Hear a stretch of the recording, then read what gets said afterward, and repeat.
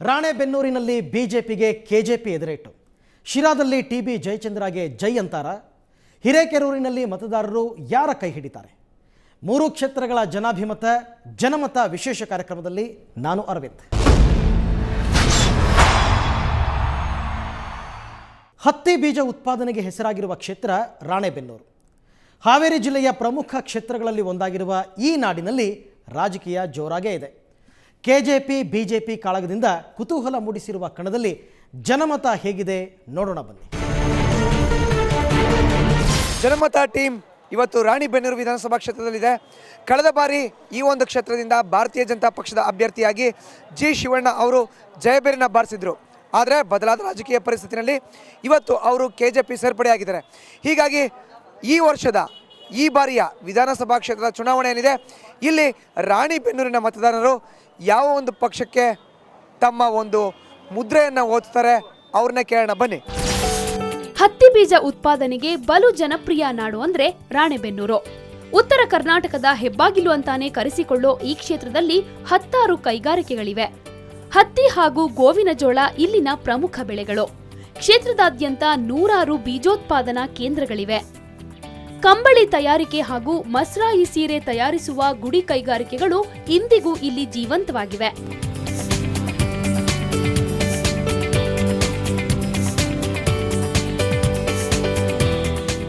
ಕೃಷ್ಣಮೃಗ ಅಭಯಾರಣ್ಯ ತಾಲೂಕು ಕೇಂದ್ರದಿಂದ 5 ಕಿಲೋಮೀಟರ್ ದೂರದಲ್ಲಿದ್ದು ಪ್ರವಾಸಿಗರ ಆಕರ್ಷಣೀಯ ಕೇಂದ್ರವಾಗಿದೆ. ಇಂತಿಪ್ಪ ರಾಣೆಬೆನ್ನೂರಿನಲ್ಲಿ ಚುನಾವಣಾ ಕಾವು ಕೂಡ ಜೋರಾಗಿದ್ದು, ಕಾಂಗ್ರೆಸ್ ಕೆಜೆಪಿ ಮತ್ತು ಪಕ್ಷೇತರ ಅಭ್ಯರ್ಥಿ ನಡುವೆ ನೇರ ಸ್ಪರ್ಧೆ ಕಂಡುಬರುತ್ತಿದೆ. ಕಾಂಗ್ರೆಸ್ಗೆ ಅವರು ಪಾರ್ಕ್ ಪಿ ಎಲ್ಲ ಕಡಿಮೆ ಮಾಡ್ತೇವೆ ಅಂತ ಹೇಳ್ಯಾರ. ರಾಣೆಬೆನ್ನೂರು ನಗರಸಭೆಯಲ್ಲಿ ಆಡಳಿತ ಮಾಡಿ ಭಾಳ ಇದು ಮಾಡಿಬಿಟ್ರು. ಅದಕ್ಕೆ ಕಾಂಗ್ರೆಸ್ನವ್ರಿಗೆ ನಾವು ಆರ್ಚ್ ಬಂದಾಗ ನಾವೆಲ್ಲ ಕ್ಯಾನ್ಸಲ್ ಮಾಡ್ತೇವೆ ಅಂದ್ರೆ ಅದಕ್ಕೆ ಅವ್ರಿಗೆ ಆಗ್ತದೆ. ಜಿ ಶಿವಣ್ಣಗರ್ ಕೆಜೆಪಿಗೆ, ಕಾಂಗ್ರೆಸ್ ಪಾರ್ಟಿಗೆ, ಬಿಜೆಪಿ ವಿರುದ್ಧದ ಮತ. ಜಾತಿ ಬಲಾಬಲ. ಲಿಂಗಾಯತರು 60,000, ಕುರುಬರು 35,000,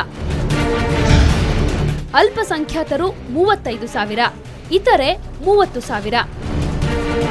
ಒಟ್ಟು 1.86 ಲಕ್ಷ ಮತದಾರರನ್ನ ಹೊಂದಿರೋ ಈ ಕ್ಷೇತ್ರದಲ್ಲಿ 98,000ಕ್ಕೂ ಹೆಚ್ಚು ಪುರುಷ ಮತದಾರರಿದ್ದಾರೆ. 2.5 ಲಕ್ಷ ಜನಸಂಖ್ಯೆ ಹೊಂದಿರೋ ಈ ಕ್ಷೇತ್ರದಲ್ಲಿ ಲಿಂಗಾಯತರ ಪ್ರಾಬಲ್ಯ ಜೋರಾಗಿದೆ. ಒಟ್ಟು ಮತದಾರರಲ್ಲಿ ಇವರ ಪ್ರಮಾಣ 1/3 ನಂತರದಲ್ಲಿ ನಿಲ್ಲೋರು ಕುರುಬರು ಹಾಗೂ ಅಲ್ಪಸಂಖ್ಯಾತರು. ನಮ್ಮ ಓಟ್ ಯಡಿಯೂರಪ್ಪನ ಲೆಕ್ಕಕ್ಕೆ ಬರ್ತದೆ. ನಮ್ಮ ಓಟ್ ಕಾಂಗ್ರೆಸ್ಸಿಗೆ. ಕಾಂಗ್ರೆಸ್ ಒಂದು ರೀತಿಯಿಂದ ಎಲ್ಲ ಕಡೆಯಿಂದ ಈ ಥರ ಯಾವುದೇ ರೀತಿ ಜಗಳ ಆಡ್ತಾ ಇಲ್ಲ. CM ನಮ್ಮ ಪರವಾಗಿ ಹೇಳ್ಬೇಕಂದ್ರೆ ಸಿದ್ದರಾಮಯ್ಯ ಅಥವಾ ಇವರು ಕೃಷ್ಣ. ಕಣದಲ್ಲಿರುವ ಅಭ್ಯರ್ಥಿಗಳು. ಬಿಜೆಪಿ ಹೆಸರು ಪ್ರಕಟವಾಗಿಲ್ಲ.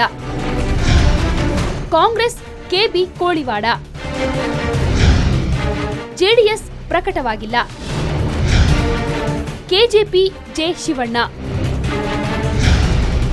ಪಕ್ಷೇತರ ಆರ್ ಶಂಕರ್. ಕೆಜೆಪಿ ಬಿಜೆಪಿ ಬಿರುಸಿನ ಪೈಪೋಟಿ ಇರೋ ಈ ಕ್ಷೇತ್ರದಲ್ಲಿ ಬಿಜೆಪಿಯಿಂದ ಇನ್ನೂ ಅಭ್ಯರ್ಥಿಯ ಹೆಸರು ಪ್ರಕಟಗೊಂಡಿಲ್ಲ. ಕಾಂಗ್ರೆಸ್ನಿಂದ 3 ಸಲ ಆಯ್ಕೆಯಾಗಿ ಒಮ್ಮೆ ಸಚಿವರಾಗಿರುವ ಮಾಜಿ ಸಚಿವ ಕೆಬಿ ಕೋಳಿವಾಡ ಮತ್ತೊಮ್ಮೆ ಕೈಪಾಳೆಯದಿಂದ ಅದೃಷ್ಟ ಪರೀಕ್ಷೆಗೆ ಇಳಿದಿದ್ದಾರೆ. ಕಳೆದ 2 ಚುನಾವಣೆಯಲ್ಲಿ ಬಿಜೆಪಿಯಿಂದ ಕಣಕ್ಕಿಳಿದಿದ್ದ ಮಾಜಿ ಶಾಸಕ ಲಿಂಗಾಯತ ಸಮುದಾಯದ ಜಿ ಶಿವಣ್ಣ ಕೆಜೆಪಿಯಿಂದ ಕಣಕ್ಕಿಳಿದು ಹ್ಯಾಟ್ರಿಕ್ ಗೆಲುವಿನ ಕನಸು ಕಾಣ್ತಿದ್ದಾರೆ. ಕಾಂಗ್ರೆಸ್ನಿಂದ ಟಿಕೆಟ್ ವಂಚಿತ ಬಿಬಿಎಂಪಿ ಮಾಜಿ ಉಪಮೇಯರ್ ಆರ್ ಶಂಕರ್ ಪಕ್ಷೇತರ ಅಭ್ಯರ್ಥಿಯಾಗಿ ಕ್ಷೇತ್ರದಲ್ಲಿ ಸಂಚಲನ ಮೂಡಿಸಿದ್ದಾರೆ. ಆರ್ ಶಂಕರ್ ಏನ್ ಮಾಡ್ತಾರೆ? ಆರ್ ಶಂಕರ್ ಈಗೆಲ್ಲ ಕೊಟ್ಟು ಹಿಡಿದಾರೆ ದೇವಸ್ಥಾನ. ಏನ್ ಮಾಡ್ಯಾನ್ರಿ? ಹೌದು, ಗುಡಿ ಕಟ್ತಾನೆ ಅಂದ್ರೆ ಈಗೆಲ್ಲ 50,000 ಗಂಟ್ಲೆ 1 ಲಕ್ಷ ಗಂಟ್ಲೆ ರೊಕ್ಕ ಕೊಟ್ಟಾರೆ ದೇವಸ್ಥಾನಕ್ಕೆಲ್ಲ. ಅವರು ಏನು ಮಾಡಿಲ್ರಿ. ಅವ್ರು ಏನ್ ಮಾಡ್ಯಾರ? ಹೌದು, ಕಾಂಗ್ರೆಸ್ಗೆ ಹಾಕ್ಬೇಕು ಅಂತಾವ್ರಿ. ಭಾರತೀಯ ಜನತಾ ಪಾರ್ಟಿಗೆ ಎಲ್ಲ ಒಳ್ಳೆ ಕೆಲಸ ಆಗಿದ್ರಿ. ಯಾರು ಯಾರನ್ನ ಬೇಕಾದ್ರೂ ಕಣಕ್ಕಿಳಿಸ್ಲಿ, ನಾವು ಮಾತ್ರ ಇಂಥವ್ರಿಗೆ ವೋಟು ಹಾಕೋದು ಅಂತ ಧೈರ್ಯವಾಗಿ ಹೇಳೋರು ಮತದಾರರು. ಜನಮತದಲ್ಲಿ ಮತದಾರರ ಅಭಿಮತ ಹೀಗಿದೆ ನೋಡಿ. ಯಾವ ಪಕ್ಷ ಗೆಲ್ಲಬೇಕು? ಬಿಜೆಪಿ (0.70%), ಕಾಂಗ್ರೆಸ್ (38.46%), ಜನತಾದಳ ಶೇಕಡ 10.76, ಕೆಜೆಪಿ ಶೇಕಡ 26.92, ಬಿಎಸ್ಆರ್ ಶೇಕಡ 02.23, ಇತರರು ಶೇಕಡ 20.07. ಜನಮತದಲ್ಲಿ ಮೇಲ್ನೋಟಕ್ಕೆ ಕಾಂಗ್ರೆಸ್ ಮುನ್ನಡೆ ಸಾಧಿಸಿದೆ. ಆದರೆ ಕೆಜೆಪಿ ಅದಕ್ಕೆ ಹತ್ತಿರದಲ್ಲೇ ಇದೆ. ಜೊತೆಗೆ ಪಕ್ಷೇತರ ಅಭ್ಯರ್ಥಿ ಕೂಡ ತೀವ್ರ ಸ್ಪರ್ಧೆ ಒಡ್ಡೋ ಲಕ್ಷಣ ಗೋಚರಿಸುತ್ತಿದೆ. ಮುಖ್ಯಮಂತ್ರಿ ರೇಸ್ನಲ್ಲಿ ಸಿದ್ದರಾಮಯ್ಯ ಮುಂದಿದ್ದಾರೆ. ಒಟ್ಟಾರೆಯಾಗಿ ರಾಣಿಬೆನ್ನೂರಿನ ಜನ ಗೊಂದಲದಲ್ಲಿ ಇದ್ದಾರೆ ಅಂತಲೇ ಹೇಳಬಹುದು. ಒಂದು ಕಡೆ BJP ಅಂತ ಇದ್ರೆ ಮತ್ತೊಂದು ಕಡೆ KJP ಅಂತಾರೆ. ಆದರೆ ಮೇ 5ನೇ ತಾರೀಕು ನಡೆಯೋ ಅಂಥ ಚುನಾವಣೆಯಲ್ಲಿ ನಿಜವಾದ ಮತದಾರ ಯಾವ ಒಂದು ಪಕ್ಷದ ಕಡೆ ಒಲವು ತೋರಿಸ್ತಾನೆ ಅನ್ನೋದು ಅವತ್ತೇ ನಿರ್ಧಾರವಾಗಲಿದೆ. ರಾಣಿಬೆನ್ನೂರಿಂದ ಕ್ಯಾಮ್ರಾ ಪರ್ಸನ್ ಲೋಕೇಶ್ ಜೊತೆ ಮಧುಸೂದನ್, ಸುವರ್ಣ ನ್ಯೂಸ್. ಮತ್ತೊಂದು ಕ್ಷೇತ್ರದ ಜನತೆಯ ಅಭಿಮತವನ್ನು ನಿಮ್ಮ ಮುಂದೆ ಇಡ್ತೀವಿ. ಆದರೆ ಅದಕ್ಕೂ ಮೊದಲು ಒಂದು ಬ್ರೇಕ್.